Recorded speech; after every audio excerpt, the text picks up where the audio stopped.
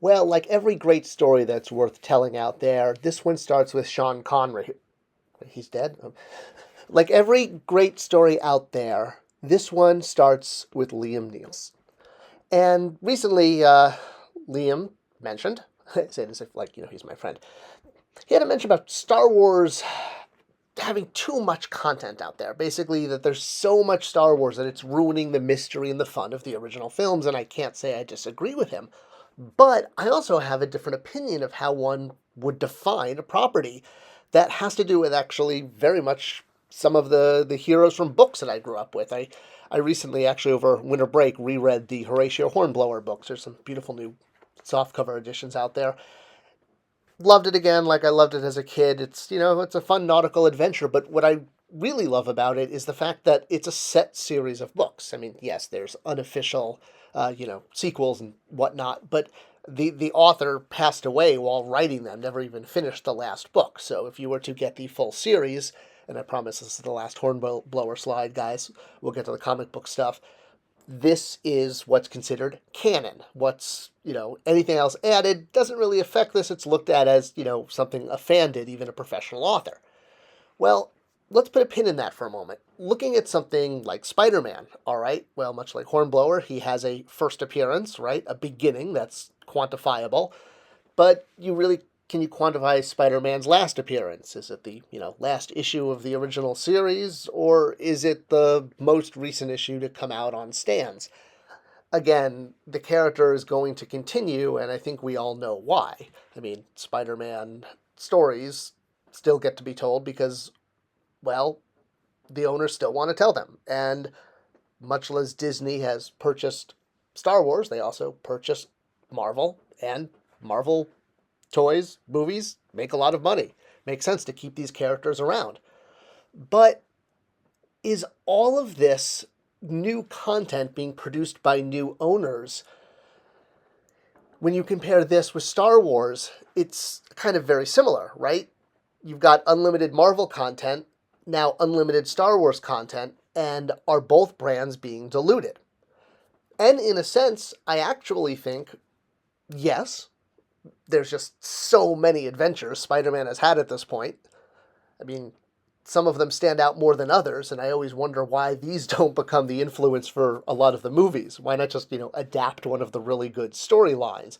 I mean, sometimes they do this, obviously. The whole Avengers Infinity War was adapted. I mean, it wasn't adapted from the Marvel comic Infinity War, which was the sequel to Infinity Gauntlet, which really actually wasn't even the inspiration for that movie. It was really the Thanos quest, just with the Avengers in it. So that's really what it adapted, and that was a great adaptation. They just made the Thanos quest into an Avengers movie. And sometimes when you adapt written material, you can get a fantastic film. Not that often, but there are awesome exceptions out there. And the more you sort of stray from the source material, the harder it is for an adaptation to work in a different medium, meaning film from a novel. The closer you are to the original material, even if you're taking, large amounts of material and condensing it into, in this case, like Master and Commander, one book out of a series of 20, but it pulled from a lot of different books, but it was all authentic. It didn't stray in other directions. It just stayed very close to the source material, much like Princess Bride, why they worked. All right, so back to the ghost of Liam Neeson. Neeson. I'm like, can't pronounce like the middle of his name for some reason. All right. The concern that there's too much Star Wars, obviously, is directly from the fact that there's all of this content coming out. And it's, as I said, we're looking at essentially non-stop Star Wars at this point. There's no longer a finite set of 3 movies or 6 movies or, a few Ewok specials, however you want to count it. A lot of people have struggled with the idea of these universes never ending. There'll never be an end to Star Wars, or Spider-Man, or Batman, or any of these characters that are owned by, especially now, large corporations. So here's where I kind of have my thought that helps me digest this, is when I look at the canon for other heroes, Sherlock Holmes, Horatio Hornblower, as I mentioned earlier, there again is a set fan recognized canon, which is pretty much regulated to the original books. You, of course, get your fan fiction, especially when a property enters the public domain. Well, anything's possible, and you can, get adaptations of fan fiction. I mean, it's crazy what's out there. The point being is the fans of the property, like Sherlock Holmes in this case, look at the original books, the original, I guess, the 56 and 4 short stories along, let's put it that way. But that's considered the canon that Arthur Conan Doyle wrote. And much like Star Wars, the original trilogy tends to be, and okay, there's obviously George Lucas made the prequels, but just go with me on this one for the generational thing. This is what people feel is canon. And I feel like as fans of this, we have every right to embrace this more and more, because there's clear indicators of when things are no longer considered, original creations, but rather fan fiction or fan interpretations, like, Holmes is. The sale of the property. I think that's key. Once the original creator of something no longer owns it, of course, the new owner can do whatever they want, including changing the original product. But now that it's no longer in the original artist's hands, to me, I have a hard time seeing that as canon, exactly the way fans of these novels have a very specific set written by the authors, and much like how Spider-Man has a definitive beginning, and yes, he was created by Stan Lee and Steve Ditko and Jack Kirby, but he was created by a company, Marvel, and that makes Spider-Man owned by Marvel until he's in public domain, which we have until 2058. Not like our good friend Mickey there, who's quickly running out of copyright space, and that's going to be a fun one to watch. But that's not what this video is about. The point being is public domain and canon, like official canon, when you're talking about what is and isn't part of what fans recognize.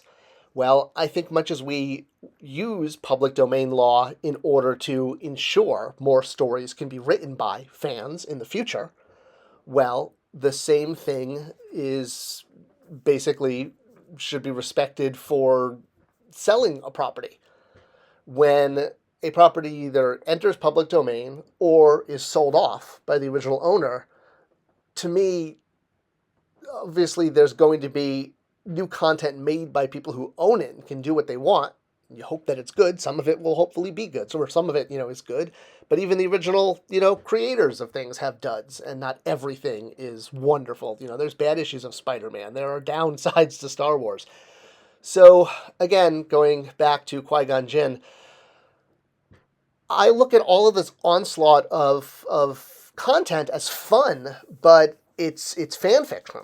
It's all just a new owner. It's basically someone who is such a fan of something, in this case Star Wars, that they wanted to buy it to make their own content. And yes, as the owner, they could say it's official, of course, but there's a difference between that and, the original author. Fan films have been around for decades. I mean, sometimes they help jumpstart people's careers, and they're used as, calling cards to say, hey, look what I can do as a filmmaker. There's a lot of reasons people make fan fiction, or fan films. Well, fan fiction is written, fan films are obviously filmed. Disney loved Star Wars, decided to purchase it, and make their own Star Wars movies. And awesome. Some of them have been awesome. Some of them maybe less so. Like I said, I haven't enjoyed all of the new Star Wars content. I have enjoyed some of it. Some of it I think is really great. But it's all fan fiction. A company can be a fan. Voted, the people in the company voted. And much as it's up to the fan community to truly recognize what is canon, this is what's on all of us right now. Do we recognize, after the sale of a major property to a corporation, the content they put out, is that canon? Or is it just what the original author did? And that's one of the ways I think the fans of these older series, like, again, I'm showing these Hornblower books, there's good and bad in every property, but once the original owner is no longer involved or public domain has swept it into public domain, It's a little hard to subscribe to canon in my book. That's my thoughts. I know I was on a little bit of a pedestal on this one, or a soapbox, but hey, I like to share thoughts and keep conversations going. Let me know what you think in the comments below. Thanks as always for watching, and I'll see you in the next video.